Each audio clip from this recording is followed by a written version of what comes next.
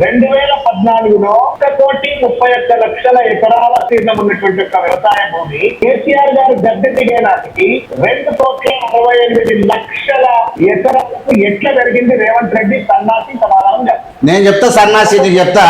నువ్వు పెద్ద బట్టేవాజి, దగులుబాజి సన్నాసి. నేను చెప్తా విను. నువ్వు అనుకుంటున్నావు ఇన్ని లక్షలు పెరిగింది, అన్ని లక్షలు పెరిగింది. నేను చెప్తా ఉన్నా, కేసీఆర్ 10 ఏళ్ల పాలనలో హైదరాబాద్ లో బైకులు ఎట్లా కొట్టుకుపోయినాయి సన్నాసి, ఎట్లా కార్లు కొట్టుకుపోయినాయి సన్నాసి, ఎట్లా ఇల్లు మిగిలిపోయినాయి సన్నాసి, ఎట్లా హైదరాబాద్ మునిగిపోయింది సన్నాసి. పెద్ద ఎత్తున వర్షాలు పడ్డాయి, రాష్ట్ర వ్యాప్తంగా పెద్ద ఎత్తున, దేశవ్యాప్తంగా పెద్ద ఎత్తున వర్షాలు కుంభవృష్టి కురిసి అనేక సంవత్సరాలుగా రాని వర్షాలు కురిస్తే ఆ వర్షాలతోని వాగులు వంకలు ఎక్కడికక్కడ పొంగి పొరలి భూగర్భ జలాలు పెరిగి ఇలా ఈ రాష్ట్రంలో పంటలు పండినాయి. ఇమ్మీడియట్ నెక్స్ట్ ఇయర్ మళ్ళీ 2 ఇయర్స్ కాగానే నీ కాళేశ్వరం నీళ్లు ఒలికిపోయి పడినాయి. నీ మిసిరి కాకతీయ కొంతవరకు ఓకే, కాకతీయ చెర్లలో కొంచెం పూడిక తీయొచ్చు, కానీ చెరువులే కట్టియలేగా మీరు చెరువులు తవ్వియలే కదా, మీరు తూములు కట్టియలే కదా.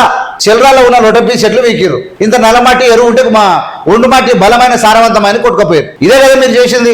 ఎట్లొచ్చినాయి అంటే కుంభవృష్టి వర్షం కురిసింది, భూగర్భ జలాలు పెరిగినాయి, బోర్లో నీళ్లు పెరిగి ప్రతి రైతు ఇలా నీకు ఎక్కడుందా నువ్వు కట్టిన కాళేశ్వరము, ఎక్కడుంది మహారాష్ట్ర తానే ఉన్నది. ఇలా ఇది మహబూబ్ నగర్ ఎట్లా పండిందా? రంగారెడ్డి జిల్లాకి నీళ్ళు ఎక్కడవా? రంగారెడ్డి జిల్లాలో కూడా అత్యధికమైనటువంటి ఒడ్లు పడినాయి. నువ్వు ఇచ్చిన నీళ్లు కావు. ఎట్లా పడినాయి అంటే భూగర్భ జలాలు పెరగడం వల్ల పడినాయి.